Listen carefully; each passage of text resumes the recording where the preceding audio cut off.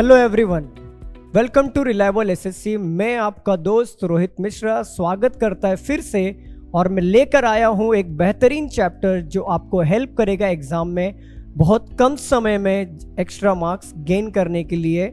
Extra marks मैं इसलिए क्यों कह रहा हूं, क्योंकि हम कम समय में जो मार्क्स गेन करते हो हमारे लिए बेनिफिशियल होता है, एक्स्ट्रा ही कहलाता है। दोस्तों देखिए, आज जो मैं टॉपिक लेकर आया हूं वो है अल्फाबेट एंड नंबर टेस्ट। यहां पर हम सीखेंगे अल्फाबेट और नंबर टेस्ट से रिलेटेड जो भी क्वेश्चंस आते हैं एसएससी में, उस क्वेश्चन को किस तरीके से सॉल्व करना है, इसके टाइप्स क्या होते हैं, इसके वेटेज क्या होते हैं, इजी वे में कैसे सॉल्व किया जा सकता है, और इसके हमें क्लियर कॉन्सेप्ट लेके चलना है कि इसके क्वेश्चंस कैसे आते हैं। आइए दोस्तों, हम लोग यहाँ पर वन बाय वन सारी चीज़ों पर ध्यान देंगे और समझने की पूरी कोशिश करेंगे कि अल्फ़ाबेट एंड नंबर टेस्ट से रिलेटेड क्या क्या पॉइंट्स हमें याद रखना है, कितने टाइप्स याद रखना है, और क्वेश्चंस को हम लोग वन बाय वन सारे रूल्स के अकॉर्डिंग या फिर हमारे जो शॉर्टकट ट्रिक्स हैं उससे सॉल्व करने की कोशिश करेंगे। आइए चेक करते हैं। देखिए, अगर मैं टाइप्स की बात करूं तो मैंने जो टाइप्स यहाँ पे कवर किए हैं, इंपॉर्टेंट 7 टाइप्स कवर किए हैं। वैसे तो काफ़ी टाइप्स होते हैं, लेकिन अगर 7 टाइप्स में वो बाकी के जो छोटे छोटे टाइप्स होते हैं वो भी कवर हो जाते हैं। मैंने 7 टाइप में से पहला टाइप जो मैंने कवर किया है, question based on letters group and later. Letters group and later में कैसे क्वेश्चन आते हैं, किस तरीके का क्वेश्चन को सॉल्व करने तरीका होना चाहिए, वो उसका इंटरफेस कैसे होता है, मैं आपको समझाऊंगा क्वेश्चन के थ्रू। सेकेंड हमारा है question based on number group and number. Third जो हमारा टाइप है, question based on mix element and later pair problem, word formation and later rearrangement, rule detection and same position of alphabet after new arrangement. ये सारे जितने भी types मैं आपको बता रहा हूं, ये सारे टाइप्स वन बाय वन हम देखेंगे, और इसमें क्या क्या रूल, किधर रूल अप्लाई होगा, किधर नहीं होगा, ये सारी चीजों का ध्यान देंगे। आइए दोस्तों, हम अगले कदम पे बढ़ते हैं और देखने की कोशिश करते हैं कि पहले टाइप के क्वेश्चंस को कैसे सॉल्व करना है और किस तरीके का इंटरफेस होता है पहले टाइप के क्वेश्चन का। आइए देखते हैं। देखिए, क्वेश्चन सॉल्व करने से पहले यहां पर कुछ पॉइंट का ध्यान रखना पड़ता है, जैसे प्रीसीडेड बाय क्या होता है, फॉलोड बाय क्या होता है, इसके रूल्स कहां अप्लाई होते हैं, इसको सॉल्व कैसे करना है मैं आपको समझाऊंगा। लेफ्ट और लेफ्ट एलिमेंट का यूज कब होता है, इसके रूल्स क्या होते हैं, राइट और राइट एलिमेंट का यूज कहाँ पे होता है, इसके रूल्स क्या होते हैं, लेफ्ट और राइट एलिमेंट अगर आ जाए आपके क्वेश्चन में तो इसको कैसे सॉल्व करना चाहिए, घबराना नहीं चाहिए, ऐसा कंफ्यूजन नहीं होना चाहिए, ताकि मैं आपको बताऊंगा कि कैसे सॉल्व करना है। अब यहाँ पे देखेंगे सारी चीजों को। देखो, एकाएक मैं यहाँ पे रफ तरीके से बताऊंगा तो आपको समझ में नहीं आएगा। जैसे आप पूछोगे sir preceded by followed by rules बता दीजिए, यहाँ पे मैं बता दूंगा, लेकिन क्या है यहाँ पे आपको इतना समझ में नहीं आएगा। बट क्वेश्चन के साथ जब हम इसको समझेंगे, चाहिए तो हम स्लाइड करके पीछे भी आ सकते हैं रूल्स को समझने के लिए, लेकिन क्वेश्चन के साथ समझेंगे बेहतर तरीके से समझ में आएगा। आइए दोस्तों, क्वेश्चन पे आते हैं और इसको ईजी वे में समझने की कोशिश करते हैं। यहाँ पर मैं question based on letter group की बात कर रहा हूँ। देखिए, लेटर ग्रुप होता क्या है, लेटर्स क्या होते हैं, उसके ग्रुपिंग को हम लोग बोलते हैं लेटर ग्रुप। जैसे W एक सिंगल लेटर हो गया, I हमारा सिंगल लेटर हो गया, T हमारा सिंगल लेटर हो गया, ये सबको मिला के क्या बन गया, लेटर ग्रुप। इसको हम लोग कह सकते हैं ये लेटर है, बड़े पूरा का पूरा वर्ड क्या बन गया, वर्ड बन गया। अगर एग्जामिनर यहाँ पे फर्स्ट लेटर में चेंजेस करने के लिए कहता है तो हम लोग फर्स्ट लेटर में चेंजेस करेंगे। अगर एग्जामिनर यहाँ पे सेकेंड लेटर में चेंजेस करने के लिए कहता है तो हम सेकेंड लेटर में चेंजेस करेंगे। अगर एग्जामिनर यहाँ पे थर्ड लेटर में चेंजेस करने के लिए कहता है तो हम लोग थर्ड लेटर में चेंजेस करेंगे। अगर जैसे जैसे एग्जामिनर यहाँ पे कहेगा वैसे वैसे हम चेंजेस करेंगे। कंफ्यूजन यहाँ पे क्या होता है दोस्तों, यहाँ पे ध्यान देना, कंफ्यूजन यहाँ पे मोस्टली क्या होता है कि अगर एग्जामिनर बोलता है वर्ड में चेंजेस करना है तो यहाँ पे काफी स्टूडेंट्स लेटर में चेंजेस करते बैठ जाते हैं, और काफी स्टूडेंट्स को बोला जाता है कि लेटर में चेंजेस करना तो वर्ड में चेंजेस करते हैं। सो यहाँ पर स्मॉल गलती होती है जो चीजों को हमें ध्यान देना है। देखिए, कभी भी अगर आपको इस तरह क्वेश्चंस आता है तो आपको मैं एक इजी फॉर्मूला मतलब तरीका बता देता हूं कि यहां पर आप क्या करिए, यहां पर इस तरीके के ऑर्डर्स में आप लेटर्स को लिख लीजिए। देखिए, ये मैंने लिखा है ताकि आपको अच्छे वे में समझा सकूं, इसका उतना इंपॉर्टेंट नहीं है, लेकिन अच्छे वे में समझाने के लिए ये लिखना बहुत जरूरी है। देखिए क्या बोला है पहले क्वेश्चन में, ये तो हो गया, आपको समझ में आ गया होगा कि ये लेटर ग्रुप है। अब ये लेटर ग्रुप के मतलब ये लेटर ग्रुप की बात कर रहा हूं मैं, लेटर ग्रुप है। देखिए पहला क्वेश्चन क्या बोला, if in each of the words, हर एक वर्ड में, ऑल दी अल्फाबेट्स, अल्फाबेट्स मतलब हर एक अल्फाबेट्स जो इंडिविजुअल है, arrange in English alphabetical order with in the words बोला है। विद इन दी वर्ड्स का मतलब क्या होता है, वर्ड के अंदर ही अरेंज करना है। जैसे WIT है यहां पर, इसको with in the word alphabetical order में अरेंज करना है, तो यहां पर पहले आएगा I, देन यहां पर आएगा T, फिर W। देखो I अल्फाबेटिकल ऑर्डर के हिसाब से पहले आता है, उसके बाद आता है T, और T के बाद आता है W। इस तरीके से हमें अरेंज करना है अल्फाबेटिकल ऑर्डर में विद इन दी वर्ड्स में। आइए वन बाय वन सबको अरेंज करने की कोशिश करते हैं। जैसे यहां पर A आ गया, B आ गया और R आ गया, यहां पर हमारा N आ गया, R आ गया और फिर U आ गया, यहाँ पर E, F और L, यहाँ पर O, P और T। इस तरीके से हमने अरेंज कर लिया। और बाद में क्या पूछा, how many words will not begin with vowel. देखो ऐसे कितने वर्ड से जो वॉवेल से बिगिन नहीं होते। आपको पता होना चाहिए कि वॉवेल क्या है, कॉन्सोनेंट क्या है। आपको पता है कि लेटर में दो चीजें होती हैं, वॉवेल और consonant. Vowel A, E, I, O और U होते हैं, ये वॉवेल होते हैं, और इसको छोड़ के बाकी सारे कॉन्सोनेंट होते हैं। तो इन्होंने क्या पूछा है, how many words will not begin with vowel. ऐसे कितने वर्ड से जो वॉवेल से बिगिन नहीं होते। तो आप देखो ये वॉवेल से बिगिन हो रहा है तो ये वर्ड काउंट नहीं करेंगे, ये वॉवेल से बिगिन हो रहा है तो ये वर्ड भी काउंट नहीं करेंगे, ये वॉवेल से बिगिन हो रहा है तो ये भी वर्ड काउंट नहीं होगा, ओ भी वॉवेल है तो ये भी वर्ड काउंट नहीं होगा। तो बचा एक ही, तो हमारा आंसर आएगा 1। देखो ये तो हो गया तरीका आपको सॉल्व करने का लंबे मेथड से। तो ये समझाना काफी जरूरी था, क्योंकि अगर लंबा मेथड नहीं समझाऊंगा तो शॉर्टकट आपको समझ में नहीं आएगा। देखिए अब शॉर्टकट तरीके से समझाने का तरीका बता देता हूं, इसमें काफी टाइम लग जाएगा लंबे मेथड को सॉल्व करोगे तो। अब शॉर्टकट तरीका बताता हूं, शॉर्टकट तरीका कैसे सॉल्व करना चाहिए। देखिए आपको पता है कि यहां पर एग्जामिनर क्या बोल रहा है, यहां पर एग्जामिनर आपको बोलने की कोशिश कर रहा है कि सारे वर्ड्स को, सारे अल्फाबेट्स को विद इन दी वर्ड्स आपको अरेंज करना है।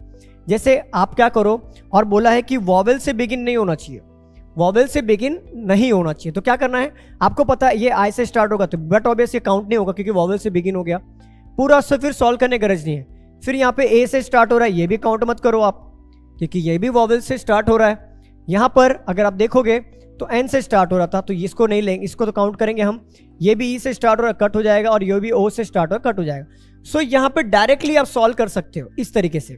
आपको पता है कि आई, ए, ई और ओ से यहाँ सारे जो हमारे वर्ड्स हैं, इसके लेटर्स, अल्फाबेट्स वॉवेल से स्टार्ट हो रहे हैं। और वहां पे पूछा क्या क्वेश्चन में, जो वॉवेल से स्टार्ट नहीं हो रहा है, तो हमारा एक ही वर्ड मिल रहा है URN, और तो वहां पे हमारा आंसर आएगा 1। इस तरीके से सॉल्व करना है क्वेश्चंस को। ये होता है लेटर ग्रुप के क्वेश्चंस, इस पे लेटर ग्रुप के क्वेश्चंस पे पूछा जाता है इस तरह के क्वेश्चन।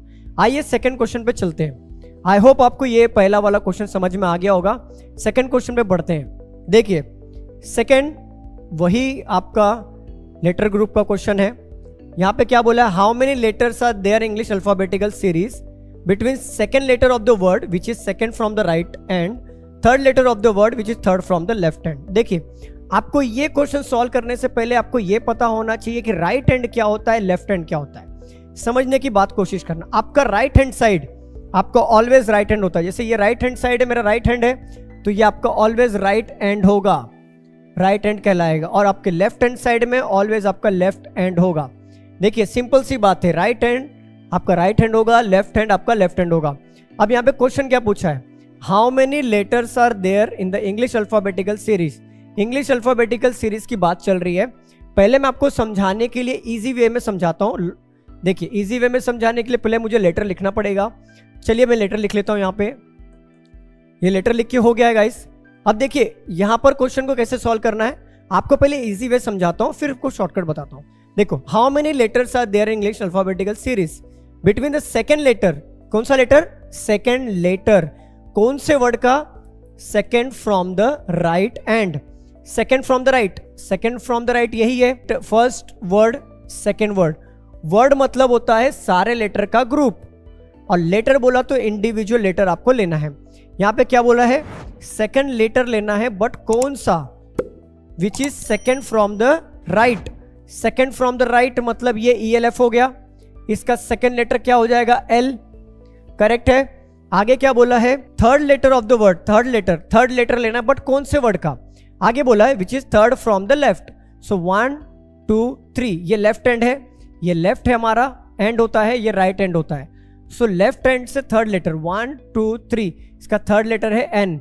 सो क्वेश्चन में क्या पूछा है कि इंग्लिश अल्फाबेटिकल सीरीज के हिसाब से एल और एन के बीच में कितने लेटर्स आते हैं। आप जरा गौर करिए, एल और एन के बीच में एक ही लेटर आता है एम। अगर आप अल्फाबेटिकल ऑर्डर को पढ़ोगे तो एल एम एन होता है। सो एल और एन के बीच में एक ही लेटर आता है एम, तो ये यहाँ पे आंसर आएगा ओनली 1, ऑप्शन ए। ये हमारा ए ऑप्शन का सही आंसर आएगा। यहां पर गौर करने वाली बात बता देता हूं। गौर करने वाली बात यह है कि यहां पर एग्जामिनर आपको वर्ड और लेटर में कंफ्यूज करने की कोशिश करता है, बट स्टूडेंट्स घबराना नहीं। यहां पर आपको ध्यान रखना है, सेकंड लेटर बोला है तो लेटर की जगह पे लेटर को ही पकड़ना है। बट सेकंड लेटर तो बोला है, बट कौन से वर्ड का बोला है उसका आगे आपको पता चलेगा। जैसे second from the right hand, यहां पर भी क्या बोला था, थर्ड लेटर बोला था, बट थर्ड लेटर तो लेना है, बट कौन से वर्ड का लेना है, तो आगे बोला है third from the left hand. So यहां पर इस तरीके से आपको क्वेश्चन को सॉल्व करना है। आई होप आपको सेकंड क्वेश्चन समझ में आ गया होगा। इसी तरीके से धीरे धीरे हम सारे टाइप्स को, सारे क्वेश्चंस को कवर करते हुए चलेंगे। चलिए स्टूडेंट्स आगे बढ़ते हैं और समझने की कोशिश करते हैं अगले टाइप में। हाँ, ये सेम हमारा लेटर ग्रुप है, उसमें थर्ड क्वेश्चन पूछा है if in each of the given words, क्या बोला है, in each of the given words each of the consonant is change to previous letter. हर एक कॉन्सोनेंट प्रीवियस लेटर में चेंज करना, मतलब कॉन्सोनेंट हमारा प्रीवियस हो जाएगा, प्रीवियस सब कुछ करना है लेटर में चेंजेस। और बोला है आगे vowel change to the next letter, हमारा वॉवेल जो है वो नेक्स्ट लेटर में चेंज हो जाएगा अकॉर्डिंग टू किसका, इंग्लिश अल्फाबेटिकल सीरीज के हिसाब से। So how many word thus form will no vowel appear, मतलब क्या बोला है क्वेश्चन में कि कॉन्सोनेंट प्रीवियस लेटर में चेंज होगा और वॉवेल नेक्स्ट लेटर में चेंज होगा, तो ऐसे कितने वर्ड्स हैं ऊपर चेंज करने के बाद जिसमें वॉवेल नहीं आ रहा है। आइए चेंज करके देखते हैं। देखिए सीधी सी बात है कि वॉवेल नेक्स्ट में चेंज होगा तो कॉन्सोनेंट में ही होगा। जैसे समझाता हूं, ऐसे मैं आपको समझाऊंगा तो समझ में नहीं आएगा, आपको मैं एक लेटर लिखते हुए समझाता हूं। जैसे देखिए यहां पे देखिए, अभी यहां पे W लिखा हुआ है, W का यहां पे कॉन्सोनेंट है, W कॉन्सोनेंट है ना, उसको प्रीवियस लेटर में चेंज करना है। तो प्रीवियस लेटर में चेंज करेंगे तो W प्रीवियस हो जाएगा V, I हमारा नेक्स्ट हो जाएगा J, और T को हमारा प्रीवियस करेंगे S। क्या इसमें वॉवेल अपीयर हुआ? नहीं, तो इसको काउंट करेंगे 1, हमारा काउंट हो गया। B हमारा प्रीवियस चेंज करेंगे, A आ गया, क्योंकि हमारा कॉन्सोनेंट प्रीवियस होना चाहिए, B हमारा कॉन्सोनेंट है, प्रीवियस आ गया, तो ये काउंट नहीं होगा क्योंकि A हमारा क्या है, वॉवेल है, तो ये वॉवेल आ गया, तो ये काउंट नहीं करेंगे। तो आगे सॉल्व करने का गरज ही नहीं पूरा। आगे बढ़ते हैं। सो U हमारा नेक्स्ट हो जाएगा, U का नेक्स्ट हो जाएगा V, R का प्रीवियस हो जाएगा Q, और N का प्रीवियस हो जाएगा M। देखिए ये भी काउंट हो सकता है क्योंकि इसमें वॉवेल नहीं है, सो इसको काउंट करेंगे। E का नेक्स्ट हो जाएगा हमारा F, L का प्रीवियस हो जाएगा K, और F का प्रीवियस हो जाएगा E, क्योंकि F हमारा कॉन्सोनेंट है, कॉन्सोनेंट का प्रीवियस लेना है हमें क्वेश्चन में, तो E आ जाएगा, और E हमारा क्या है, वॉवेल, तो ये भी हमारा काउंट नहीं होगा। आइए अगले वाले पे चलते हैं। T का प्रीवियस हो जाएगा हमारा कौन सा, S, O का नेक्स्ट हो जाएगा P, और P का प्रीवियस हो जाएगा O, ये भी वॉवेल आ गया। हमें क्या बोला है कि जो वर्ड फॉर्म होगा, ये जो वर्ड फॉर्म हुए हैं उसमें एक भी वॉवेल नहीं चाहिए। So will no vowel appear वाला चाहिए। नो वॉवेल अपीयर मतलब देखो इसमें वॉवेल अपीयर हो गया, मतलब O आ गया, E आ गया, यहाँ पे वॉवेल अपीयर नहीं है तो एक मिल गया हमें। यहाँ पर भी स्टार्ट में वॉवेल अपीयर हो गया था तो ये भी काउंट नहीं करेगा, और दूसरा यहाँ पे मिला, सो हमें 2 मिला है, तो ऑप्शन सी हमारा करेक्ट हो जाएगा। आई होप यू गाइज आपको समझ में आ गया होगा, और इसका तरीका मैं बता देता हूँ कैसे तरीका होता है, समझाता हूँ। देखो वॉवेल आपका नेक्स्ट पे जा रहा है तो वॉवेल बट ऑब्वियस आपका नेक्स्ट पे जाएगा, कॉन्सोनेंट ही कहलाएगा। जैसे देखिए A नेक्स्ट होगा तो B हमारा कॉन्सोनेंट ही होगा, E नेक्स्ट होगा तो F हमारा कॉन्सोनेंट ही होगा, चाहे प्रीवियस लोगे तो भी कॉन्सोनेंट में बदलने वाला है। I हमारा नेक्स्ट होगा तो कॉन्सोनेंट ही हो रहा है, O नेक्स्ट होगा तो कॉन्सोनेंट ही हो रहा है हमारा, और U नेक्स्ट होगा तो भी कॉन्सोनेंट होगा। समझ में आ गया स्टूडेंट्स? तो वैसे भी तो वॉवेल को चेक करना ही नहीं था, हमें देखना था प्रीवियस वाला कौन सा, कॉन्सोनेंट का।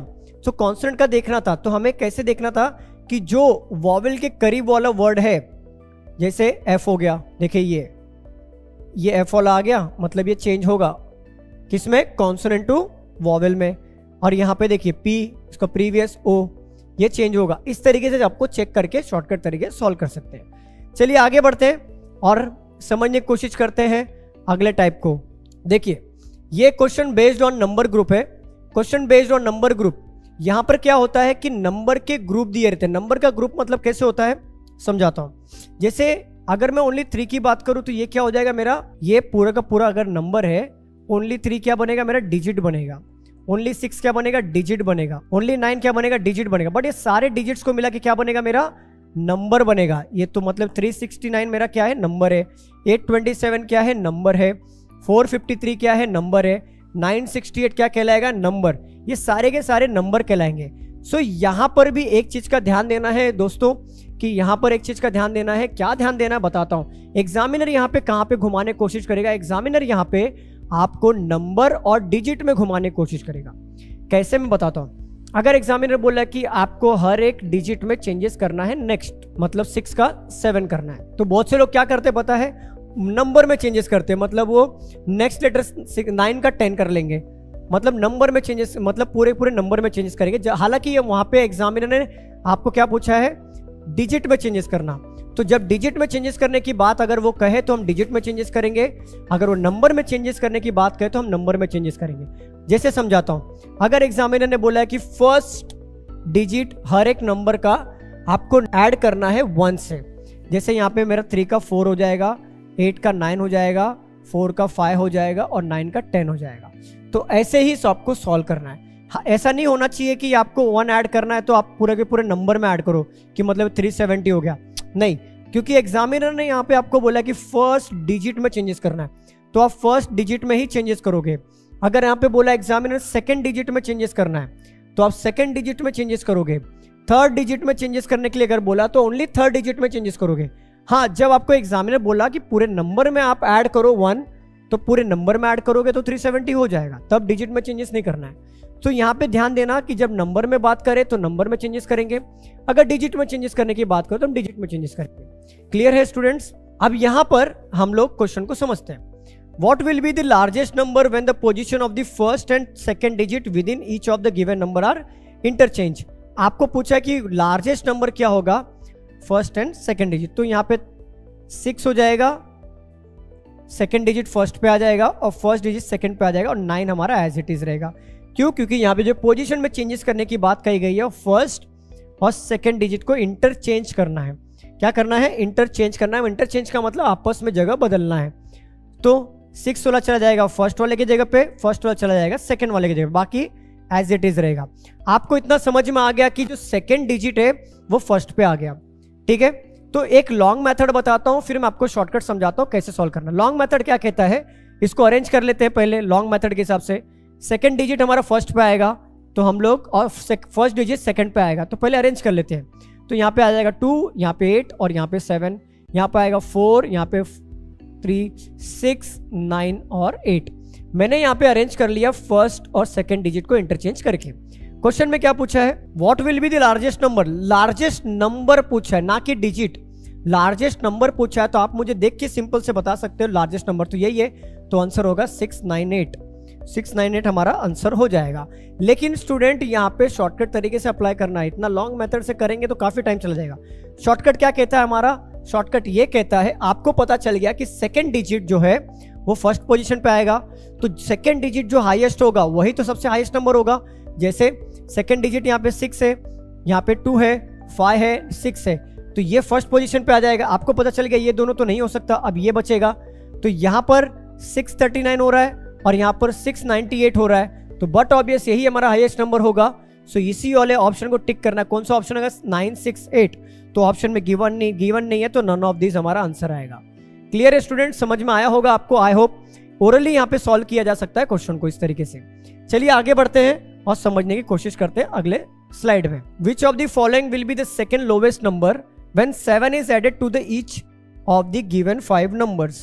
देखो 7 ऐड करना है हर एक गिवन 5 नंबर्स में। किसमें ऐड करना है? नंबर्स में ऐड करना है, ना कि डिजिट में ऐड करना है। काफी स्टूडेंट्स क्या करने लगते हैं, सारे डिजिट्स में 7 ऐड करने लगते हैं। नहीं स्टूडेंट, ऐसा नहीं करना है, आपको यहाँ पर ध्यान देना है। मैं हर एक चीज में बताऊंगा कि एग्जामिनर कहाँ पे आपको ट्विस्ट कर सकता है। देखिए यहाँ पे ट्विस्ट कर रहा है, क्या कर रहा है कि यहाँ पे बोला है विच of the following will be the second lowest number. आपको सेकंड लोवेस्ट नंबर ढूंढना है। 7 ऐड करने के बाद हर एक 5 नंबर्स में ऐड करना है, ना कि डिजिट में। सो नंबर्स में ऐड करने की बात चल रही है। आप डिजिट में ऐड करते नहीं बैठेंगे, हमें 7 ऐड करना है। मुझे एक बात बताइए, मैं आपको यहाँ पे समझाता हूँ।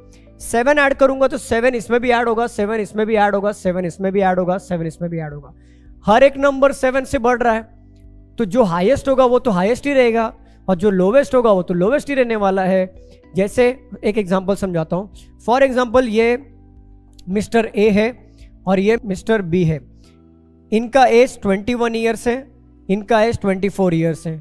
दोनों में अगर 3 साल का एज बढ़ता है तो इनका एज 24 हो जाएगा, इनका 27 हो जाएगा। डिफरेंसेस तो सेम ही है ना, 3 साल का। कोई फर्क हुआ? नहीं हुआ। क्यों फर्क नहीं हुआ? क्योंकि दोनों में 3 ऐड हुआ है। उसी तरीके से यहाँ पर 7 7 7 सारे नंबर्स में ऐड हो रहे हैं, तो जो हाईएस्ट रहेगा वो तो हाईएस्ट नंबर ही कहलाएगा। जो लोवेस्ट था वो पहले भी लोवेस्ट था, वो लोवेस्ट अभी भी होगा। सो यहाँ पर पूछा है सेकेंड लोवेस्ट नंबर, तो बट ऑब्वियस सेकेंड सबसे लोवेस्ट नंबर ये हो गया, और सेकेंड लोवेस्ट नंबर 4 5 3 हमारा आंसर होगा। तो ऑप्शन डी हमारा आंसर डायरेक्टली आप निकाल सकते हैं। इससे आपको पूरी तरीके से नंबर ऐड करने की गरज नहीं पड़ेगी। आई होप आपको ये ट्रिक समझ में आया होगा। इस तरीके से आगे बढ़ते हैं नेक्स्ट क्वेश्चन पे। देखिए question based on a mix element. Mix element पे भी क्वेश्चन पूछे जाते हैं। मिक्स एलिमेंट पे क्वेश्चन कैसे आते हैं, मिक्स एलिमेंट होता क्या है पहले इसको समझिए। मिक्स एलिमेंट में आपका नंबर भी आता है, सिंबल्स भी आता है और लेटर्स भी आता है, इसे कहते हैं मिक्स एलिमेंट। मिक्स एलिमेंट में हमें यहाँ पे चीजें आसान हो जाती हैं समझने के लिए। देखिए पहला क्वेश्चन क्या बोल रहा है, हाउ मेनी सच नंबर्स, ऐसे कितने नंबर्स हैं, how many such numbers which are in the given arrangement, ये अरेंजमेंट में, each of which is immediately preceded by. यहाँ पे देखिए प्रीसीडेड बाय, जो मैंने आपको बताया था कि रूल्स आएंगे, सो यहाँ पर वो रूल अप्लाई होगा। प्रीसीडेड बाय और वॉवेल।